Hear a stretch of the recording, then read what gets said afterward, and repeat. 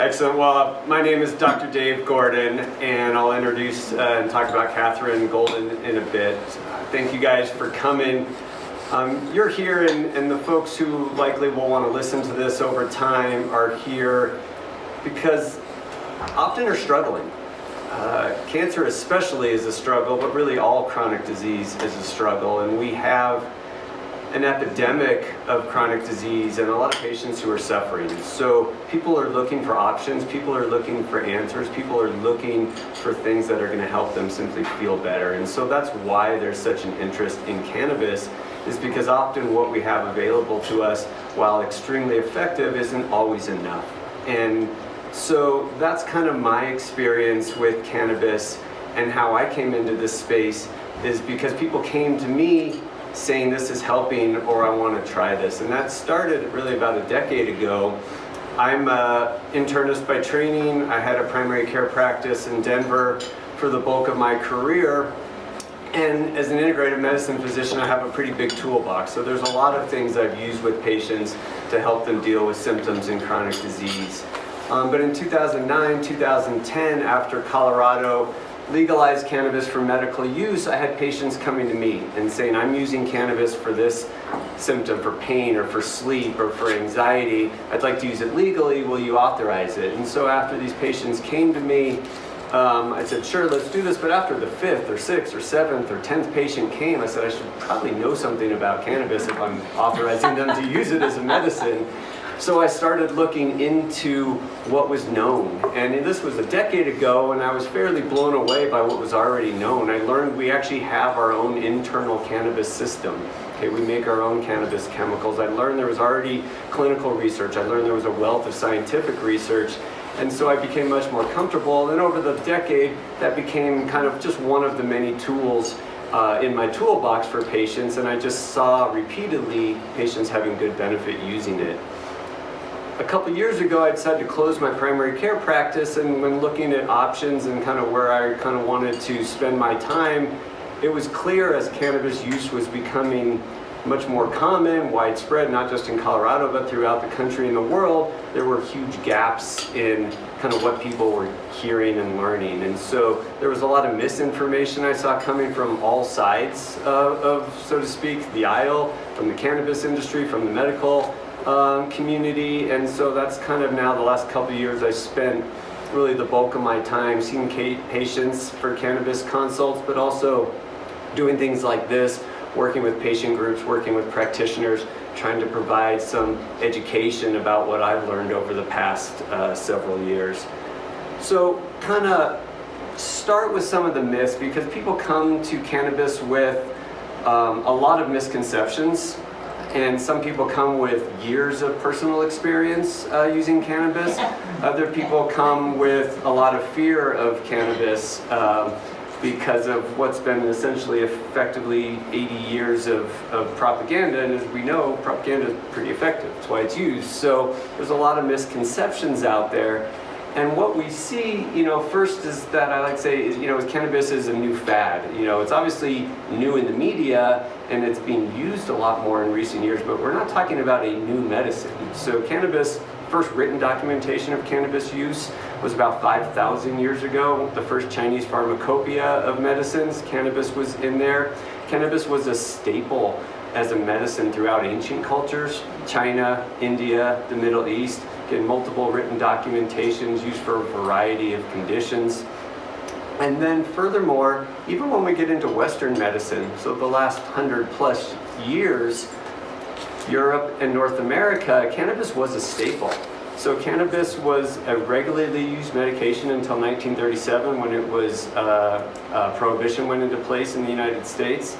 And if you see any picture of the doc, say from 1900 with his black bag doing house calls and all those photos you're used to seeing, there's about 100% likelihood there was a cannabis tincture in that black bag. It was a staple that physicians were using, and again was part of the US pharmacopoeia even after Prohibition until about the 40s. So that's one common myth. It's not necessarily just something new. Other things to note, and you can see up here, there's a lot of comments about cannabis. We don't have any research, we don't know why it works, anything like that, and that's just really not accurate. We certainly need more research, and we can talk about that. but we know actually quite a bit. We've got now literally 45, 50 plus years of cannabis research, tens of thousands of research articles really explaining the mechanisms, how and why cannabis works for a variety of issues. And again, even beyond the basic science research, we have quite a bit of clinical information giving a suggestion that cannabis is beneficial. Where we lack in research, a lot of this due to its legal or illegal status still federally, we lack research comparing certain products to another. We lack research comparing certain dosages to another. And so we need quite a bit more research, and we'll eventually get that once cannabis is descheduled, whenever that occurs. But that doesn't mean we have no research. So I like to say the fact that we don't have enough research is not the same thing as we don't have any research. And so that's kind of another misnomer out there. A couple other things about cannabis that are unknown and people don't understand when you're talking about using cannabis. First of all, one product does not equal another. Okay, you'll often hear people say, oh, I'm using cannabis or marijuana, and that may come with some negative connotation. A lot of people just assume anybody using cannabis is smoking joints or smoking weed, where it's far from. Someone's cannabis treatment might just be putting a little cream on their fingers and that's it. Quite a bit different than a lot of other methods of using cannabis, especially that you might find in its kind of social use or recreational setting. So it's important to know cannabis is not one medicine that we just lump everything together. There's lots of ways to use it. And then finally, which we'll touch on a bit more later, using cannabis does not mean you're getting intoxicated, getting impaired, or getting high, however description you want to use for that. We'll talk more about what that impairment means and whether that can be actually a valuable thing in addition to a side effect. But there are many patients using cannabis in different formulations and different cannabis compounds that have zero chance of having any impairment or intoxication. So that's another fear people have, but no, that's not a requirement to use cannabis. You know, these are just some of the things that I know patients tend to be interested in. So these are some of the questions going to hopefully touch on and go over today as we're going through this talk. We're going to have plenty of time for questions at the end, so feel free to holler if you want to during the talk, but write them down and we can kind of really dig into questions in more detail if we don't touch on these specific ones. You know, I mentioned why people are interested in cannabis, and a lot of it is because they're struggling with symptoms. And that's true for cancer, it's true, like I said, for any chronic disease. You know, with cancer, it's a unique situation where often the treatment is causing more symptomatic trouble than the underlying disease itself. And so these are certainly the most common symptoms patients with cancer are dealing with, again, often related to treatment, though sometimes from the underlying disease itself. And most cancer patients are really struggling with multiple, and of course there's a much longer list than the 6 I have written up here. When it comes to ovarian cancer, obviously fatigue, neuropathy, nausea really kind of come to the top of the list, and talking to patients, talking to practitioners, some of those symptoms get to be, almost 90 to 100% of patients dealing with ovarian cancer. So this is a real problem. Again, these are people already struggling with a tough disease and all the baggage that comes with that, but now we're throwing on a lot of symptoms on top of that. And so what's our kind of standard? We have multiple options, but our standard is still primarily kind of pharmaceuticals. And pharmaceuticals can work very well. They can be dramatically valuable for a whole host of patients. And so we want to have those in our arsenal, but pharmaceuticals also tend to be fairly laser focused. That's the kind of the nature of a pharmaceutical. They tend to be a single compound working on a single receptor in the body with a goal of having a single effect. So they tend to treat a very focused condition. So if we're dealing with multiple symptoms, often we're going to need a multiple pharmaceutical for kind of each symptom to be able to effectively control that. So it's not uncommon, I'm sure, in your guys' experience personally, and certainly what I've seen amongst my patients dealing with cancer treatment, it's not uncommon to have not necessarily all of these meds or meds like them, but certainly a big chunk of them. Kind of a med for nausea, a med for pain, a med for appetite, a med for sleep, mood issues. And so that can be a big problem because now some of those meds can also start causing side effects. So that's kind of what we want to think about. And one thing cannabis offers is a potential to address multiple symptoms. where we're not needing a separate medication. It also has a little bit more flexibility. Meds tend to be fairly focused, time regimented. Cannabis, there's, as we'll talk about, multiple ways to use it and multiple ways to adjust dose and whatnot. So there's a lot of kind of more patient empowerment with cannabis and a little bit more flexibility. You know, I wrote safer than alternatives, and I'm going to, you know, so to speak, clarify that a little bit because we don't have much head-to-head data comparing cannabis to other pharmaceuticals, but we have quite a bit of good data on safety of these individual agents. And it's certainly my argument that in most situations, cannabis will be far safer, at least from an acute toxicity risk, than other medications. Likewise, when I say more effective, a lot of that's my clinical experience. Again, this is where we lack in some of the research. There's not a lot of head-to-head trials per se, say of Zofran versus cannabis. So I clarify or put caveats to those safer and more effective than a lot of the pharmaceutical regimens. But in my experience, not just seeing, you know, patients dealing with cancer, but in all chronic disease, I've consistently seen that to be the case. And we're talking about these various symptoms with cancer treatment. I put up this slide, you know, what says potential uses for medical cannabis. And I put this slide up not to kind of say, oh, cannabis treats all these conditions, and you may not be able to see the individual conditions, but there's a wide range. So everything from incontinence, hypertension, pain, cancer, multiple sclerosis, these are very diverse range of conditions. And so you start saying, well, how is it even possible that one plant or one medicine could treat so many different conditions? And again, I put this up not to say this is, you know, cannabis is the answer for all these options, but there's some information, some research suggesting cannabis can be valuable in these conditions.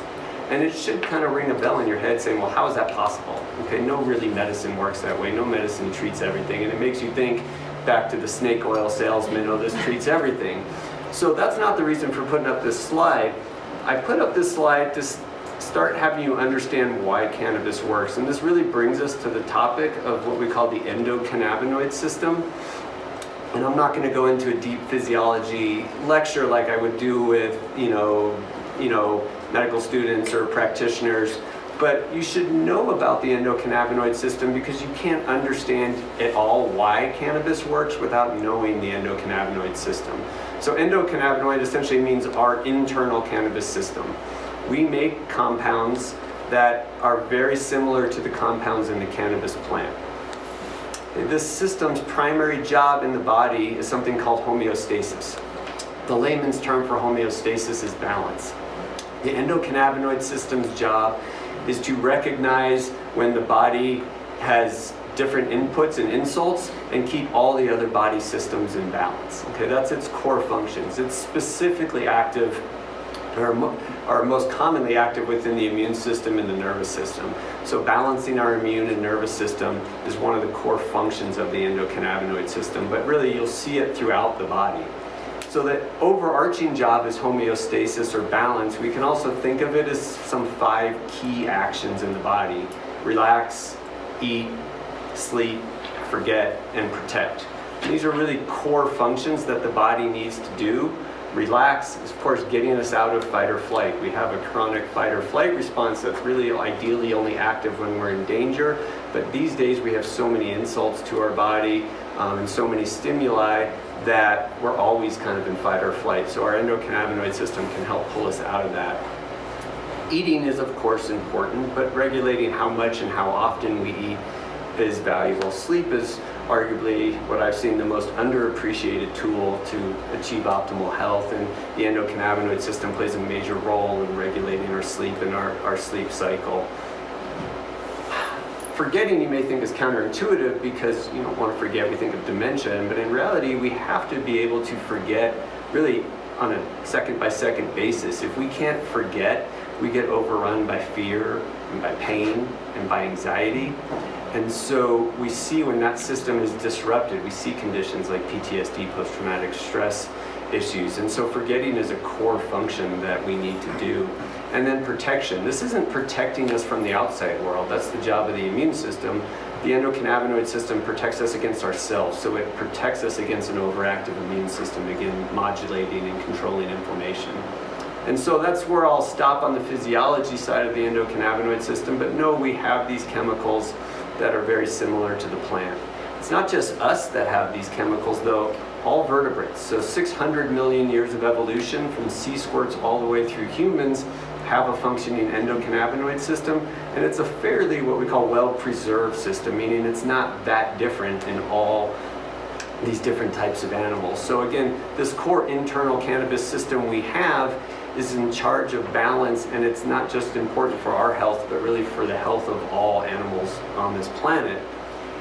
And so again, just to reiterate, we've got this system, we make these chemicals, and we have receptors in the body that these chemicals bind to, and when this system is active, it's providing balance and helping with these 5 core actions in the body. And then along the way, a plant comes that happens to make not the exact same set, but a set of chemicals that very much mimic and duplicate what our own chemicals in our body do. And that's of course the cannabis plant, evolved probably around 30,000 years ago. And again, archaeologic research shows pretty much wherever humans went, cannabis went with it for these past 30,000 years. And as I said, even in the past 5,000 years, we started having written documentation of it being used as a medicine. So we'll switch gears and kind of more talk about the cannabis plant moving forward and touch on some nomenclature first, because there's a lot of terms out there that can get a little bit confusing. The 3 biggest you'll hear are cannabis, hemp, and marijuana. Those are the terms you're going to hear most commonly when talking about, and there's of course a whole variety of slang terms that have been used over the decades. But what you should know is everything is cannabis, okay? The plant's name is Cannabis sativa. Both marijuana and hemp are forms of cannabis. Cannabis is the more inclusive term. So you'll hear people say, no, I don't use cannabis, I only use CBD or hemp. That's just misinformation again. Everything is cannabis, okay? If you can think of marijuana and hemp as just different types of the same species. So that's why I've got the pictures of the dogs up here. One on the right, that's my guy, who had to make the slideshow. So, you know, when you see these 3 different types of dogs, they're very different sizes, different behaviors, different colors, different attitudes, but they're all dogs, okay? You can think of the various cannabis strains, or what we truly call cultivars, as the same thing. They differ in their shape, their size, their color, their smell, the constituents that are in them, but they're all still cannabis. So we tend to use the term cannabis for a variety of reasons. One, because that's the scientific name. There's a whole history of racial and prejudicial association with the term marijuana, which I won't go into, but a lot of people really try to avoid using that term for those political and sociologic reasons. And so the main difference between hemp cannabis and marijuana cannabis is really just the concentration of one chemical. THC, which we'll talk about in much more detail. THC is the chemical that does tend to be associated with the intoxicating effect of cannabis. If you're above a certain level of THC, we call it marijuana. If you're below a certain level of THC, we call it hemp. It's pretty much that simple. This is not a botanical difference between the two, it's a legal difference. Okay, where that becomes important is when you're below a certain level of THC, it's regulated completely differently. And so if you're a hemp strain, meaning a low THC cannabis plant, there's essentially no regulation. Since 2018, it's for the most part legal everywhere, and that's why you see hemp and CBD everywhere, in your health food store, in your gas station, in your beauty supply store, in your Burger King burgers. I mean, you see hemp and CBD everywhere. There is no regulation in that space. It doesn't mean those products aren't valuable, but you have to take a lot more care with that space because of the lack of regulation. You have no idea what you're getting, if there's any testing, and so that's why we like to have resources. Katherine, in a little while, will talk about the resources that her company offers to give people guidance. But just know, if you're buying a hemp product, you really need to know where it's coming from, who makes it, is there testing for it that you can look at, because there is essentially zero regulation in that hemp space. In the marijuana space, which is where you see the various states passing marijuana legislation, these are higher THC products. that now we have 33 states, I think, have medical legislation, and another 11 of those also have social use or adult use like Colorado does. There's much stricter regulation in that higher THC marijuana space. And so you can still have to pay attention to who's making your products and what's in them, but there's a little bit more confidence knowing that those have been tested. Colorado, amongst those 33 states, really does a pretty darn good job. Certainly not perfect, and we have things we continue to want to do, but the products you get in Colorado I feel pretty confident about, especially compared to some of the other states where I hear it's not quite as rigorous in terms of the testing. So that's a little background on the plants. The other thing to note, within cannabis, there's multiple chemicals in this plant. Again, we're not talking about a single medicine. So I've listed some of them here. We're going to talk about THC and CBD in a little bit more detail since those are the major medicine compounds we're talking about, but there's other compounds as well. There's a group of cannabinoids. These means compounds that are not only found in the cannabis plant, but no other plant has them in such high concentration. So we kind of call this the alphabet soup. There's a list of other, I put about 5 or 6 on this slide, but you'll start hearing more about these. These are minor compounds but add to their therapeutic benefits. There's also a group of compounds called terpenes. If you've ever had a friend or used essential oils or just smelled flowers or plants, you've experienced terpenes. Terpenes are these essential oils that give plants their smell, flavor, and whatnot, but they have a host of therapeutic benefits as well. So cannabis has these same terpenes in there. So something that smells like lavender or cannabis flower, it's got the same compound that's actually in lavender. So we might think of that being a more relaxing product, so to speak. And then there's other compounds, flavonoids, antioxidants, things that add to the therapeutic benefit. And so this presents a few interesting things with cannabis. What it means though is we find both in the research, but certainly what we've seen in clinical experience, is that when we use products that put all these compounds together, we tend to have better effects than just using any one of them in pure isolation. So an example of this might be THC. We've had synthetic THC by prescription since the 80s. Some of you may have actually used it. It's called Marinol, and there's another brand name that I can't pull up off the top of my head. This is just pure synthetic THC. It's been used for nausea, especially associated with chemotherapy. Not typically well tolerated. It's also exorbitantly expensive. But again, in its pure form, it's just not been as well tolerated. THC tends to be better tolerated when it's combined with these other compounds. We see this with CBD as well. We now have a prescription CBD medication available that's for children with refractory seizure disorders. But if you look at the studies and the clinical experience we have, that pure CBD tends to be much less effective and poor tolerated than CBD that's got these other compounds with it. So there's a synergy when you're working with the cannabis plant, and so we try to use products that have these compounds together. That's great from a standpoint of the patient experience, but it makes it a lot harder to study because now you're talking about essentially infinite array of combinations with a cannabis product using all these different compounds, and so it just makes it harder to study and compare apples to apples as we can with certain pharmaceuticals. So that's going to be an ongoing challenge as we expand research, but something you should know that we're looking to combine these compounds, and that's where we get the most benefit.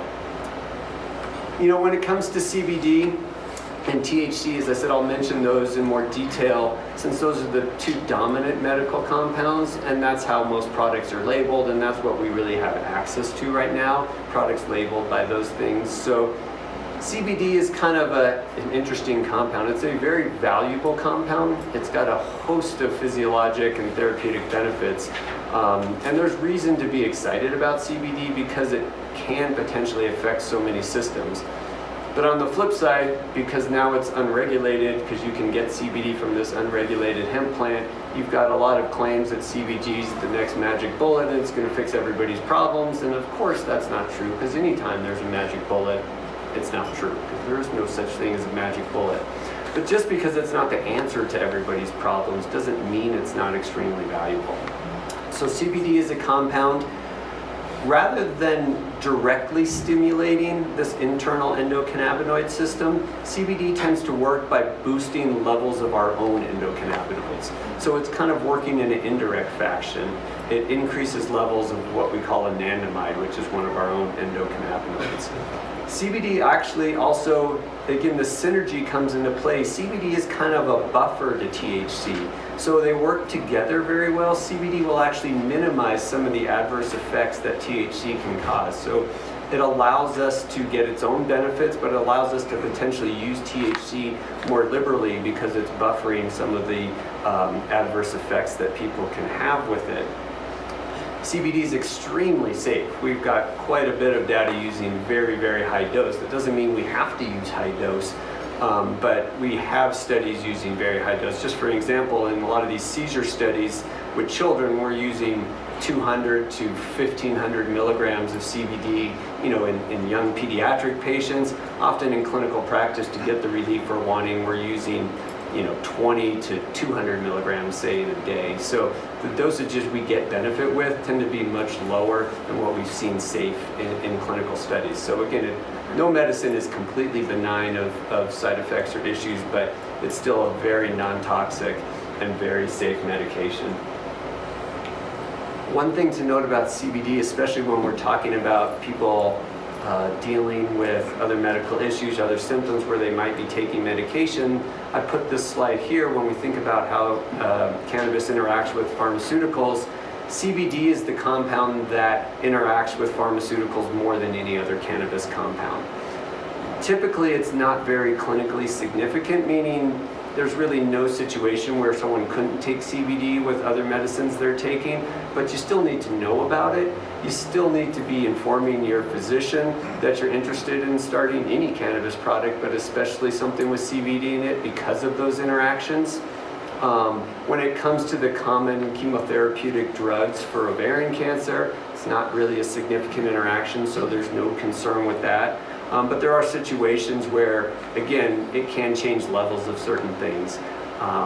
Some of the drugs that we pay extra attention to, I listed there, warfarin, anti-seizure medicines, again, drugs where you might be looking at monitoring levels closely. CBD could affect those levels.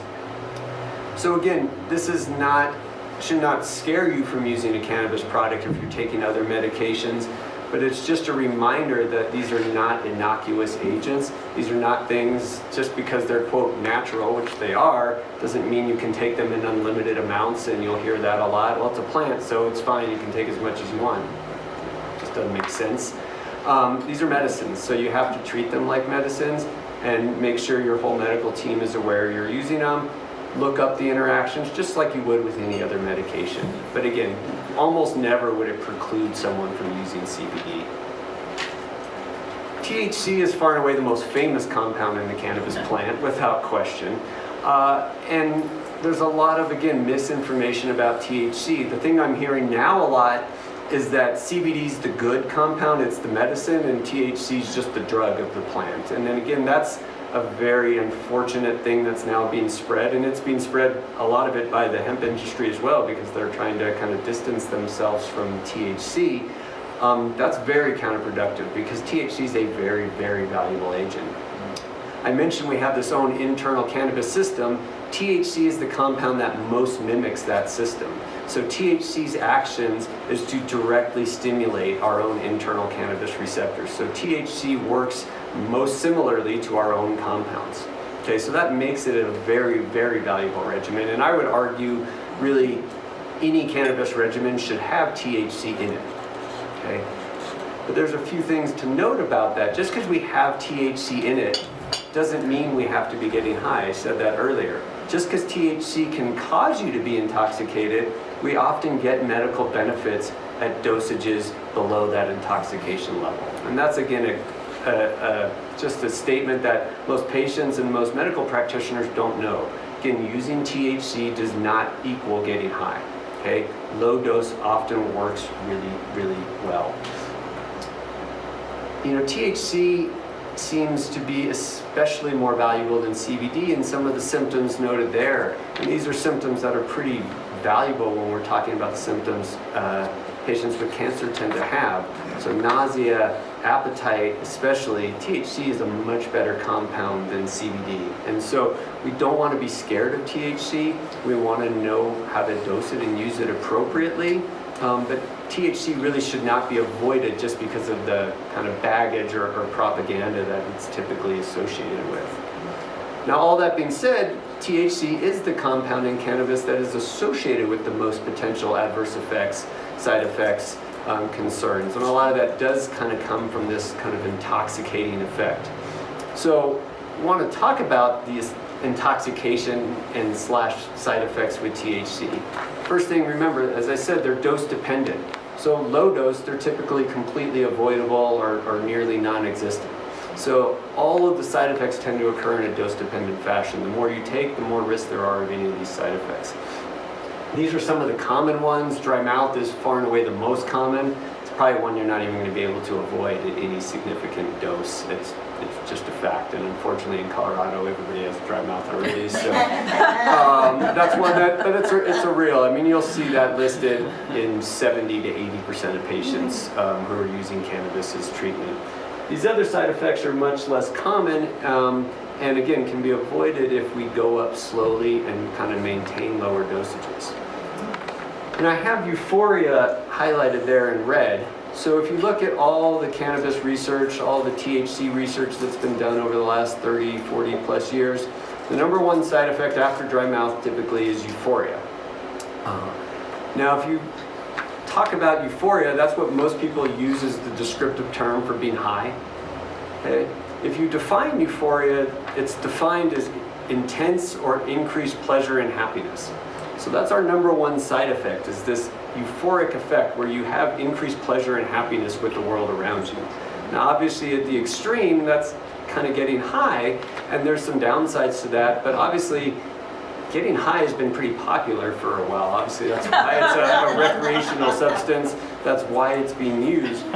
And when we're talking about patients who are struggling with any chronic disease, cancer certainly probably at the top of that, you know, a medicine whose side effect is to cause you to have a little increased pleasure and happiness with the world around you is an actual valuable thing.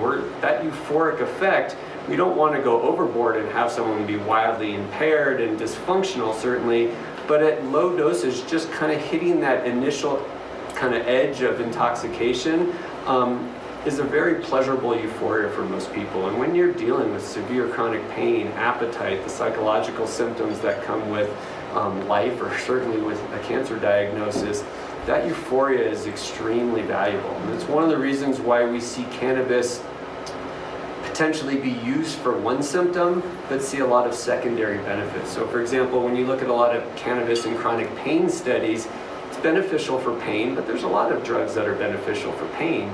Okay? But we see things like when you're using it for chronic pain, people also say, my sleep's better, my appetite better, my mood's better, and so on and so forth. And that's typically because they're getting that euphoric effect. So with THC, it's a drug we're much more careful with because we want to find that right dose and that right window. But that euphoric and that intoxicating effect, more often than not, we actually want people to just kind of get into that space because that euphoria can be extremely valuable. Other things on the safety when it comes to cannabis, and really is especially as it comes, and this is one of why I say I feel comfortable saying it's a safer option than a lot of pharmaceuticals. There's extremely low toxicity with cannabis to the point that it's almost a non-toxic substance for acute danger. You can't blow out your kidneys with cannabis, you can't blow out your liver with cannabis, you can't stop breathing. Okay, this is very different than nearly everything we use. I mean, Tylenol, you know, over the counter, anybody can access. The lethal dose of Tylenol for some patients can be as little as 10 times the therapeutic dose of Tylenol. Other medicines, ibuprofen, certainly other pharmaceuticals, sleep agents, things of that nature, you can overdose pretty easily and it can be quite dangerous. Cannabis, you can get really, really high when you overdose, and that's most of the time pretty uncomfortable, although some people may really just enjoy that. But you're not going to hurt yourself. Again, you're not going to damage the internal part of your body. You can fall and you can do things that are problematic when you're really high. But again, from a standpoint of being an overdose dangerous drug, it just really doesn't exist. And so that doesn't mean we should try to overdose, but again, it just means compared to a lot of the other things we're using, it actually does have a significantly lower toxicity profile. And I'm a big believer when we talk about cannabis as a medicine, we don't talk about it in isolation. We talk about it in comparison to what we're already using. So I'll mention that there. When we come into some details about how to use cannabis, this is kind of how you want to start thinking about it. As I say, we typically want CBD and THC together in almost any regimen. There's some examples where we might not, but for the most part, we're almost always using these compounds together. And we think of them either in just high CBD, balanced, or high THC. Sometimes we'll describe it that way. Or when we get into edible products, especially things you're swallowing, we get into much more detail where you can actually say ratio of milligrams of CBD to THC and so forth. So in general, high THC products often have more kind of intoxicating or euphoric effects. Balanced, it's much more mild. And then high CBD products won't typically have any impairment or intoxicating effects because they have very low levels of THC. As you think about that in more kind of mathematical terms, once we're at about a 20-to-1 ratio of CBD to THC, you're essentially never going to have any impairment or intoxication. As you get more balanced, 1-to-1 ratio, you have an increased risk of that impairment, and then as you go the other direction, more THC, that becomes more prominent. And again, there's not a better or worse. It's more, what am I trying to achieve? What's my day like? If someone's trying to work, a full-time job and wants treatment during the day, obviously they're going to use those higher CBD products. But if someone's deep in the heart of their chemotherapeutic treatments and they're not working and they're just dealing with nausea and appetite and pain and mood issues all day, they're probably going to use something that's a little bit more balanced or has higher THC, because if they're a little bit more impaired, it's probably a good thing, and it's certainly not a harmful thing. So again, it's not a better or worse, it's what's my goal, what am I trying to achieve with treatment, and now I have products that I can pick which are going to hopefully achieve that goal. And people will use different cannabis products at different times of the day. So making things even more complicated, depending on what dose and ratio and which compounds you put in your cannabis medicine, we of course have multiple ways to take that medicine. And again, we have that in pharmaceuticals as well, but for the most part, most pharmaceuticals are oral products. We obviously have some sprays, injections, and whatnot, but here we have a much wider array of options. I'm going to go through a few in a bit more detail, and just to talk about them. Again, the take-home point here is not one is good and one is bad. Each method of administration has its own set of pros and cons. And again, what am I trying to achieve for my treatment? That's going to dictate what might be the best method. So I'll start with topical. This is kind of what I call no-brainer if you've got certain body parts that hurt when you push on them. Okay? Topical therapy means we're putting it's just typically penetrating the superficial layer of the skin. It's working locally, unless you're using a specific product that's designed for formulation. It's just working where you put it. So there's zero chance of intoxication, even if you're using a THC heavy product, but it doesn't penetrate very far. So as I say, if you can push on it and it hurts, it's very reasonable to try a topical therapy. Some patients with neuropathy get benefit with topical therapy. Not everybody does, but if there's neuropathy, fingertips, tips of the toes, it's reasonably to be worth a try at using it, because if it works, that's phenomenal. Now you can just put a little cream on your hands and feet and get pain benefit with zero potential for essentially any side effects. That's a no-brainer. The biggest downside of topicals, from my perspective, is just the lack of research. We have plenty of research on a lot of other cannabis formulations. There's essentially no research on topicals. So I can't articulate benefit from the research side of things, but it's always, to me, kind of a no-brainer to try. But if you're trying to treat anything deep, hip arthritis, you're not going to use a topical for that. It's things you can really push on. Inhalation kind of gets a bad rap to some extent, and there's some good reasons for that. So there's two ways we can inhale. We can combust, so we can burn the plant and smoke it. Okay, combustion or smoking, obviously that's how cannabis has been used for the longest period of time. We can also vaporize the medicine in the plant. So vaporizing, just for your quick Chemistry 101 lecture, vaporizing just means changing something from a liquid or a solid into a gas and then inhaling it. Okay, so if you're sitting over a pot of boiling water on your stove when you have a cold, you are vaping. Okay, it has nothing to do with what you're inhaling. Vaping is just changing something into a gas and inhaling it. So vaping by definition is not evil. Of course, vaping is now kind of a bad word in our country because, again, there's a lot of misinformation on what exactly it is. So you can vaporize cannabis flower. That means you're taking the flower, you're heating it to a temperature that just evaporates the medicine, but doesn't burn any of the plant material. So the medicine evaporates between about 320 and about 420 degrees, but the plant doesn't burn until you're significantly above 450 degrees. So when you heat plant material to just that intermediate temperature, you just evaporate medicine, and essentially you're inhaling pure medicine, no smoke. So vaporizing flower, for example, is a very clean way to inhale medicine. What you saw with this most recent, quote, vape crisis is you can also vaporize cannabis extract. So that means a lab has taken the cannabis plant material, they've extracted the medicine into a thick, gooey sap, basically, and that can also be heated and inhaled. If it's done very cleanly throughout the whole process and you don't add anything to it, and you heat it to appropriate temperatures, it can actually be done pretty safely. The problem is there's a lot of steps that I just said that had to be done well for it to be safe. So when you start adding fillers and thinning agents to that cannabis concentrate, now and you're heating that and inhaling it, often at higher than ideal temperatures, now you can start creating toxic compounds and you can end up with some either severe short-term toxicity, and that's what we saw with this kind of vape illness that developed over the summer and into the fall and is finally tapering down.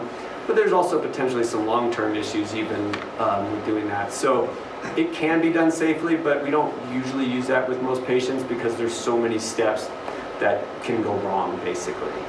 The other important part about inhaling, this is especially important for cancer, inhalation works the fastest.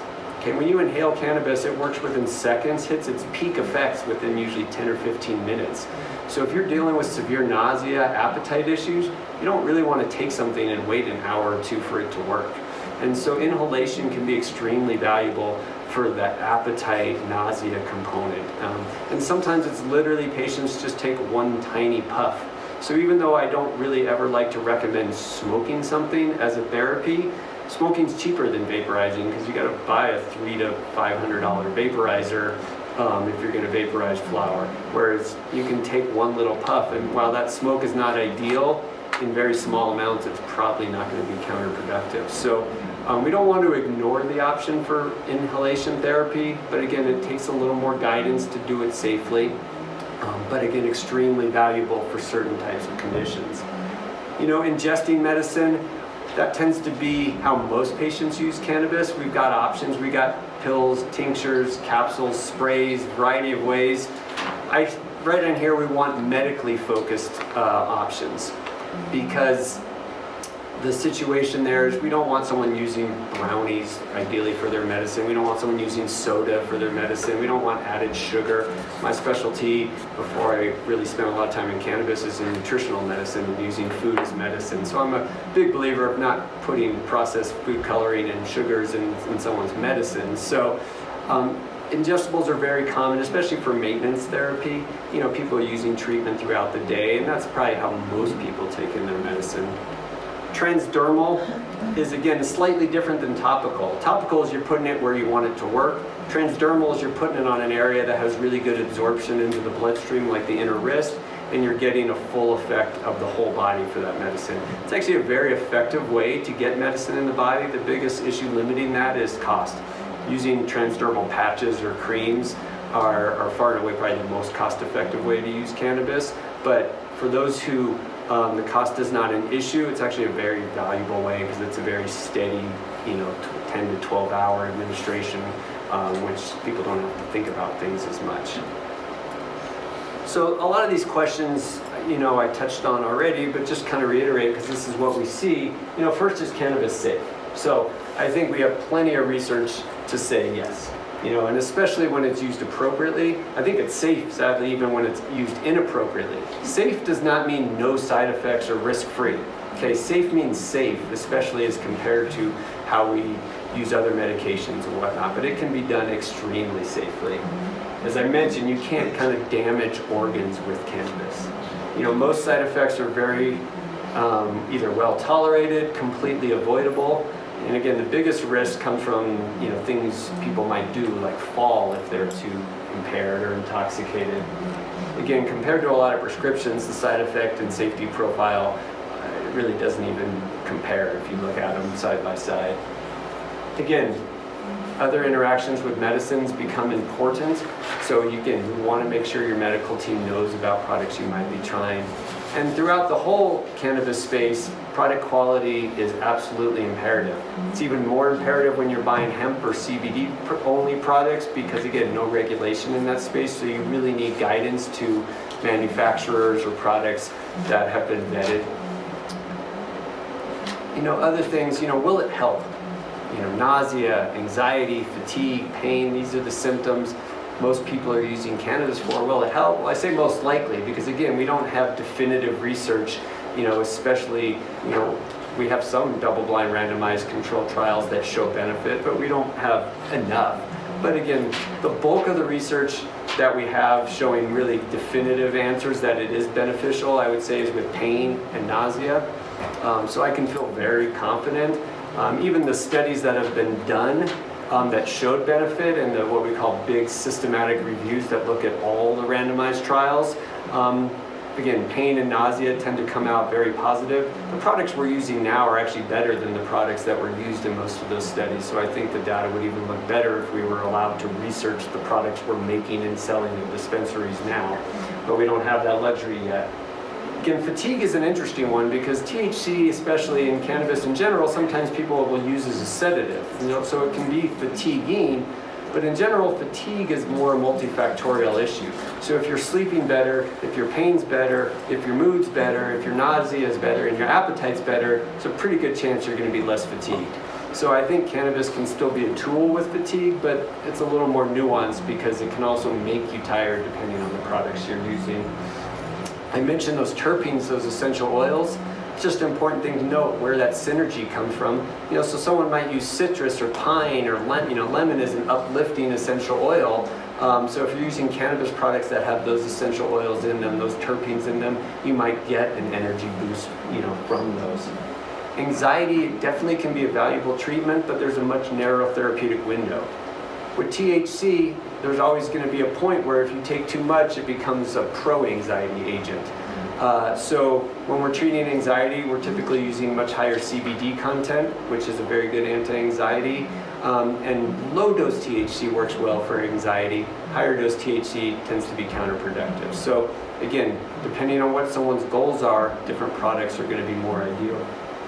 I'll mention this when we talk about does it work. As I said, we have a handful of randomized controlled trials on specific symptoms, and those give us good information, but I'm a big believer that all data out there is valuable, especially ones where we look at real patients. So cannabis is a readily used in Israel. Israel's kind of been one of the leaders in the medical cannabis space. And so they have a pretty well-organized cannabis program. It's similar to ours where people go with a condition, they get access to use cannabis, but they have much better monitoring and follow-up than we have here in the States, so we get good clinical data. So this was published last year, I think, or end of 2018. This is about 3,600 patients that were working with a cannabis distributor. These were cancer patients, about 50% had metastatic disease, so obviously a population that was struggling, averaging about 11 symptoms per patient, which again, not uncommon for cancer. Some of the big ones, of course, were nausea, pain. I think it was, I have it up here, 50% of patients had 8 out of 10 pain at the start of the study. So what happens, these are patients that were allowed to use cannabis, given guidance and education on how to do so. And here's what they found. So 60% of patients were reported as successful therapy, and that meant they were still using cannabis at the end of 6 months and had at least moderate improvement in symptomatology. Now, some of those patients, even that didn't get qualified as therapeutic success, still felt there was benefit to cancer, but potentially died because they had, severe metastatic disease, so they still weren't considered a success. So a lot of patients benefiting. And when you look into individual symptoms, that 50% of patients who had 8 out of 10 pain at the beginning of the 6 months, down to 4%. A third of patients have been able to stop opioid medication in this study. Nausea, 90% improvement or resolution of their symptoms. And again, when you look at the list of symptoms that people were having, most showed 50 to 85% benefit. So again, this is not a double-blind randomized placebo-controlled trial. So I can't say the study proves cannabis treated all these symptoms and that everybody should use it, but this is real people with cancer struggling. They were given access to cannabis and they did better. And that's kind of the system we currently have right now. And so I think this gives us an example. This is still data I can use to give me guidance and say, yeah, I think it can work for patients. I want to include this slide because I get this question a lot. So will cannabis actually treat my cancer? So we primarily talk about cannabis as a therapy for symptoms. Okay, but there's a lot of interest in cannabis treating cancer. So a few caveats. Absolutely, cannabis should not be your primary cancer therapy. It should not replace your conventional therapy, whatever that is. And there is no human data whatsoever proving cannabis is a cancer therapy. So you've got to come with those caveats just to start with. But there are some things to be excited about. So first of all, we know activating this endocannabinoid system does a few things. It causes cancer cells to kill themselves, what we call apoptosis. It can cause cancer cells to be unable to create their own blood supply, so what we call it blocks angiogenesis. It blocks creation of blood vessels that cancer cells use to fuel themselves. It can also turn off genes that help with spread and metastases. So we know that from the lab. We have a wealth of animal research showing cannabis, quote, killing cancer or treating cancer. This is mostly in rats, which we obviously just cannot extrapolate to humans. But then we also have some human trials. Brain cancer, glioblastoma is the most well-studied, and there's some human randomized double-blind placebo-controlled trials showing cannabis being effective therapeutic agent. So we're just at the beginning of this area. And so as I say, cannabis can't be used as a replacement, but we certainly have patients who have been told, we've got nothing left for you in terms of chemotherapy or treatment.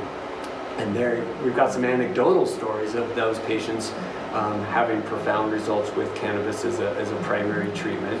Again, we don't base our treatment plans on that, but for those people, it was pretty powerful. And so it's an exciting area. I usually tell people, no, this is not a replacement for your therapy, but if you're using it for symptoms, or I think even if you just want to use it as an adjunctive therapy, depending on what your baseline treatment is, it's something to at least think about or be excited about.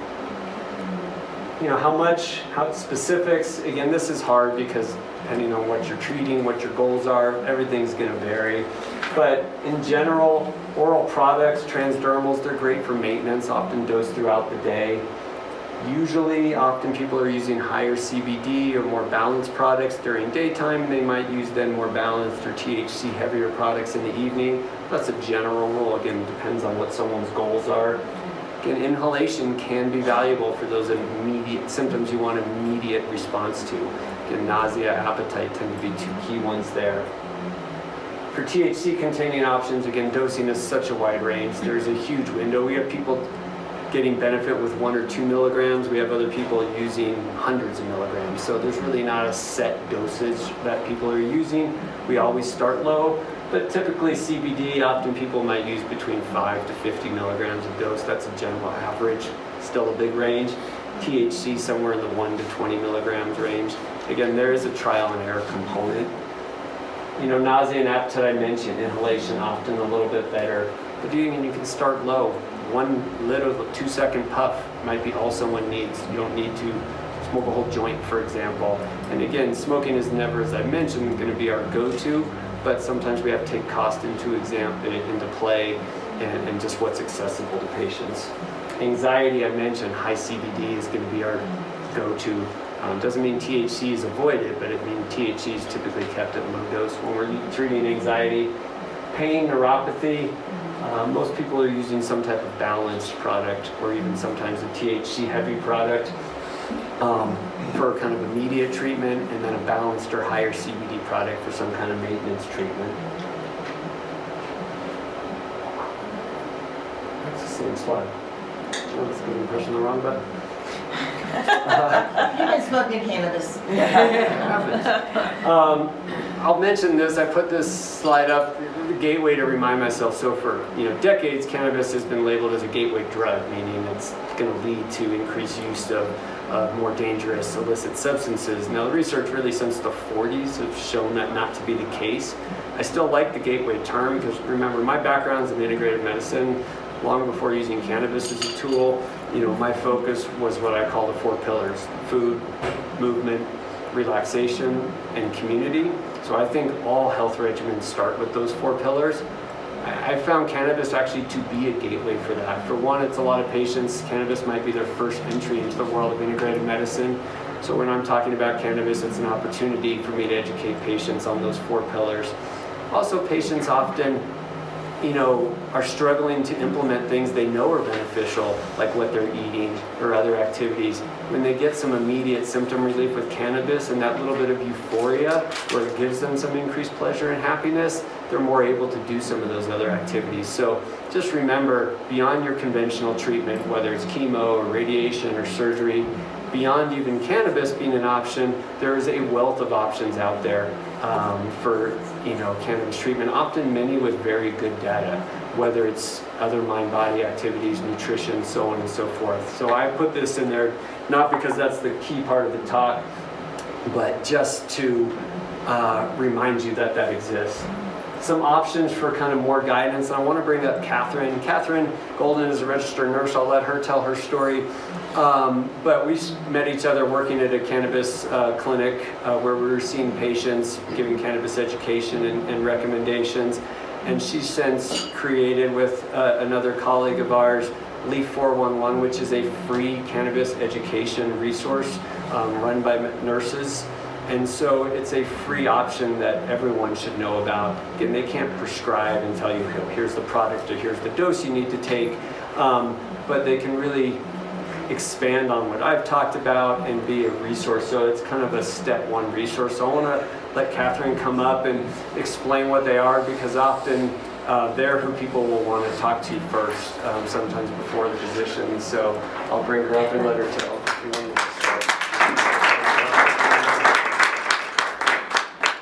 Awesome talk as always. Hi.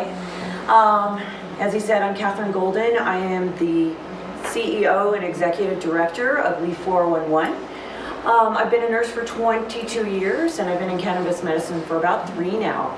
And I'll start off with my personal journey into cannabis medicine. Once you start getting into the cannabis arena, you'll find out that almost everyone starts with a very personal story of how they got there. And mine was being a nurse for so long, I was actually extremely judgmental against marijuana. I believed all the propaganda. It didn't ever work for me. It gave me those severe side effects when I experimented in my younger years. And I thought everybody was just lazy that was using it. So I was extremely judgmental about it. Until about 3 years ago when my brother-in-law was suddenly diagnosed in his 40s with stage 4 lung cancer, no history of smoking, 2 kids in high school ready to graduate, devastated my family completely. They live in California, and in their journey of going into different medical practices, trying to figure out what to do next, a couple of scientists said, one from USC said, we'll look at cannabis, but we know nothing about it, so it's going to be a last-ditch effort. They started into their journey with looking into kinase inhibitors, gene therapy, and immunotherapy, and I said, well, let me take on cannabis. I don't believe in it, but since I'm the science in the family, I'll look into the validity of this plant. Once I started looking into our research that we go into as medical professionals, I was actually very angry. I was very angry that I felt like this had been held from us. There is, like Dr. Gordon is saying, so much science out there. You go into PubMed, you go into Science Direct, you can find more information about cannabis than you can about Advil, Tylenol, and a lot of the prescriptions that were just given freely. So I started my journey into self-education, took certifications, started working in a cannabis clinician's office with Dr. Gordon, and started helping my family with the questions they had. They would call me and say, hey, who do I go to? Where's a good cannabis clinician that I could go to in California? I knew who they were. I knew about products. I knew about everything Dr. Dave talked about, which were the ratios and the different plant species and all of that, because I was in it. But what about everybody else that doesn't have someone like me in their family? Where do they go when they have questions? Who can they turn to? So that's where Leaf 411 was birthed, was wanting to desperately get large-scale resources out to everyone, and for free. How could we do that for free? And that's where we created the 501c3 nonprofit, Leaf 411, the first national cannabis nurse hotline that's run by licensed professionals, free to the public. What do we offer our callers? We address fears, we build trust, and answer questions. So when you call us for free, when you get all of this wonderful information, whether you're reading it online, you're seeing a wonderful lecture from a trained cannabis clinician, or your doctor says, well, I think there's something to this cannabis stuff, but I don't know anything, go on your journey and see what you can find out. That's where we step in. We are that support to your clinical team. We always have been as nurses, and we're continuing that. We are now taking that lead to support your journey with your medicine and supporting your clinician team. So we talk about hemp and marijuana, those wonderful differences, what you are getting in your inboxes with, solicitations and all the signs you see outside, what is cannabis, and is that the same thing as THC, and is it going to get me high? That CBD I'm seeing at the gas station. We educate on that.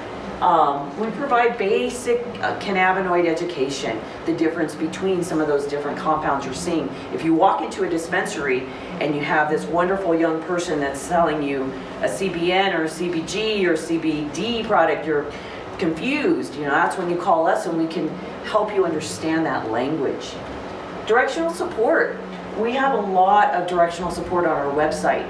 We, as a nurse organization, we couldn't just answer your calls and say, okay, now go and find a wonderful product. We had to make sure that we had some products listed on our website. So if you go on our website at leaf411.org, we have vetted specific marijuana and hemp companies, manufacturers, and compliant dispensaries. Always state legal. That's very important. There's problems in other states where there are people selling marijuana that it isn't a state legal operation, and we want to make sure you understand the difference between buying from your friend off the street to a legal dispensary that has amazing heavy regulations of what they need to sell and what they're allowed to say.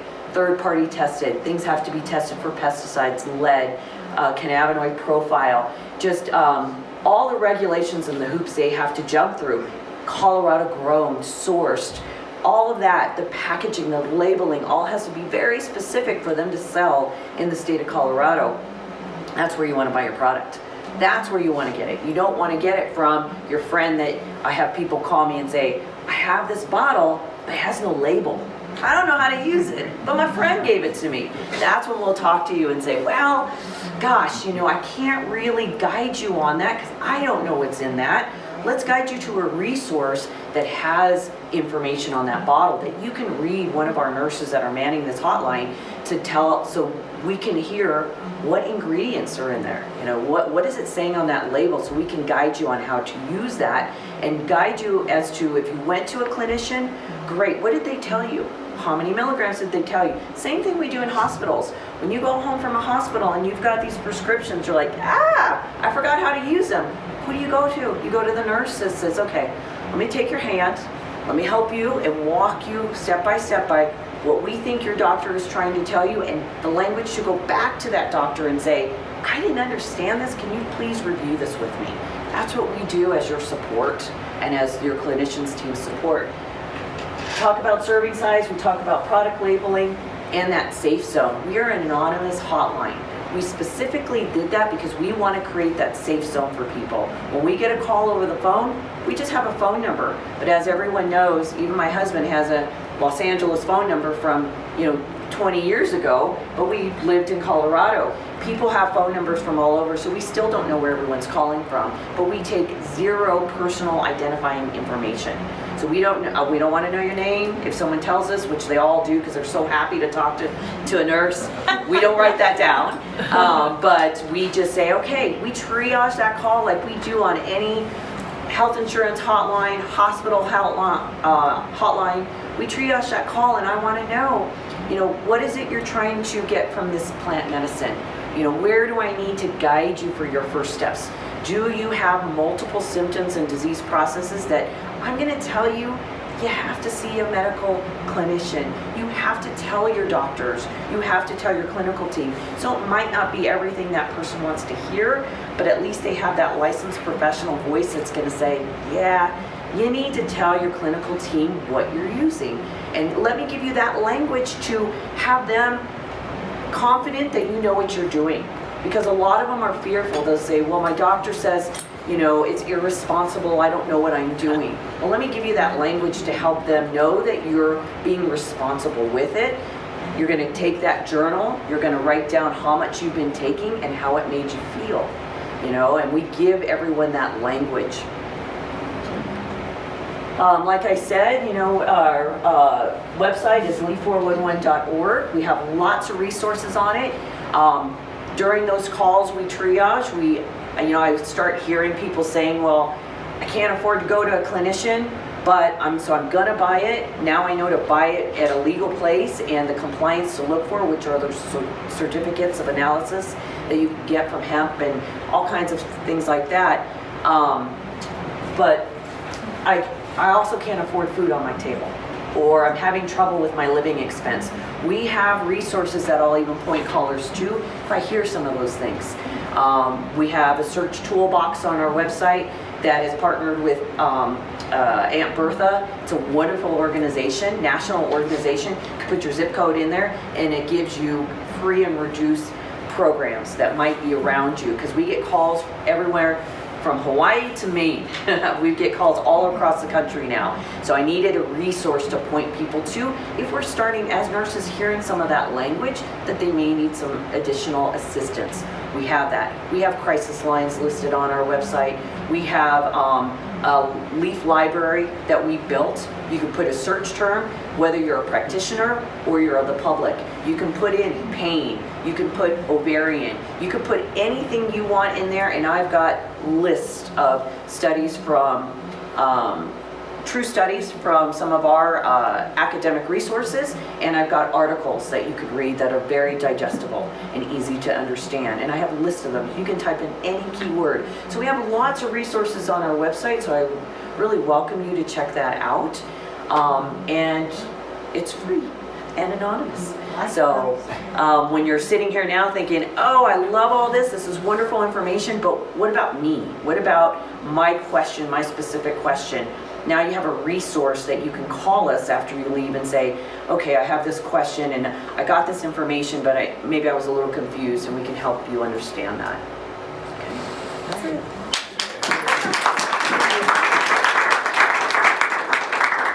While we're here, we can also do questions, so we're happy to answer anything. I mean, obviously, if it gets too specific, it might be hard without a medical history, but Shaq? Right up. I'm familiar with PubMed, being an EMS for a little while. Is there something more user-friendly out there online to find out the interactions of the cannabis? So, yeah, if you, well, a few options. If you actually just Google like drug interaction checker, okay. You can do for any of your prescriptions, and these are, just databases. So, I mean, even as physicians, when we're using an EMR that does drug interactions, they're all using kind of the same database out there. So you can type in cannabis or cannabidiol or tetrahydrocannabidiol or cannabinol, which is THC, but you can do that for all your own drugs as well. So you can just Google drug interaction checker and you'll see multiple pop up, and they all use the same database for the most part. And what you mentioned about the anxiety of having more CBD than THC, thank you for that information, because that's going to help a lot of my cohorts that are dealing with PTSD, plus a lot of other things happening, is going to hell because they thought about it going the other way, but how do you define that? Yeah. Makes sense on our trials and errors. Yeah. Yeah. No, in regards to that, I've noticed in my own experience, a good sativa helps during the day because you get that energy, but you don't get that sleepy, want to eat the house out of your, feeling. And then the evening, you take a good indica to get that I want to go to sleep feeling. Yeah. And what she was talking about, and I'll mention these terms again because she used a couple terms that I didn't use in my talk. The terms indica and sativa. The third term you'll also see used as hybrid. Okay, this has nothing to do with CBD or THC.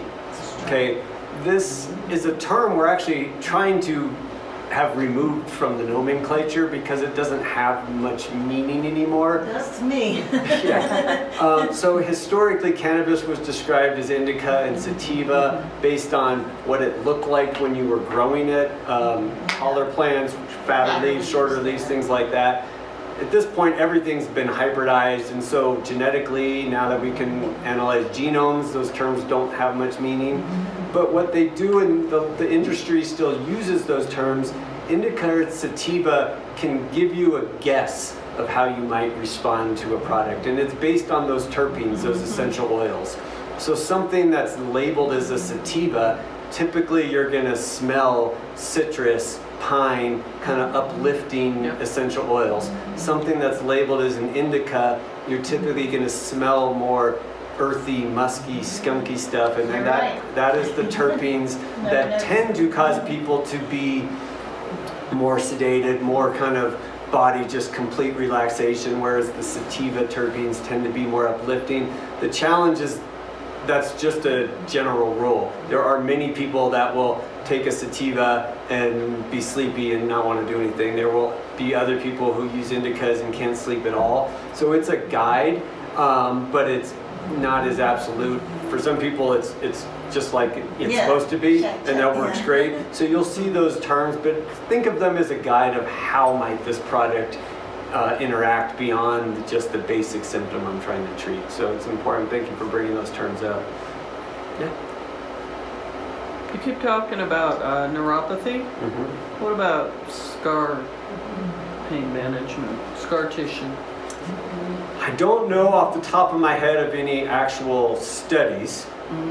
So there might be, but I don't know any off the top of my head.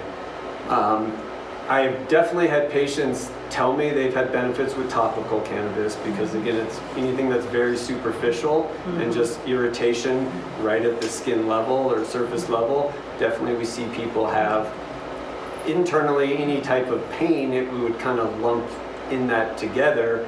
So I've had people have benefit. So I don't have an experience, I mean, more than just handfuls of people saying, oh yeah, I'm using it on my scars. I would say topical is where I've seen people more describe their use. I haven't heard that many people saying like, I'm using cannabis or I'm How taking... about the internal scarring? I've had both. I can't really speak to it from what I've seen. Okay. You know, I certainly can't speak to it from any specific data. But pain mechanisms are similar throughout the body. I mean, they all come from increased inflammation and increased nervous system activity and the disruption of that system. So that's exactly where the endocannabinoid system is acting. So that's typically why we see such a diverse type of pain conditions respond. So my, so to speak, guess in Gestalt is that it may be beneficial, but that's based on more knowing the mechanisms of action of pain and inflammation, not based on clear clinical or research experience. Okay, so the external topical would be the suggestion. Certainly for external scarring, not for internal scarring. What about internal? What's a possible?